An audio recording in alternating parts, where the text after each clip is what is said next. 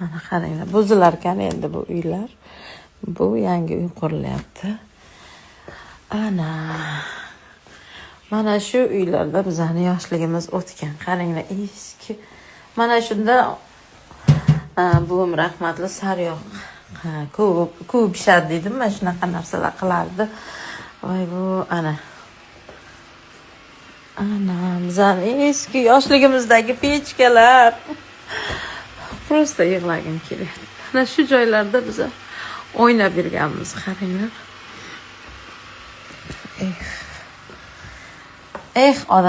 Odamzod qanday oddiy hayotda ham yashagan-ku odamlar. Mana shifonerlar necha yillar bo'lgan shifonerlar. Bular onamni ham yoshligini ko'rgan shifonerlar.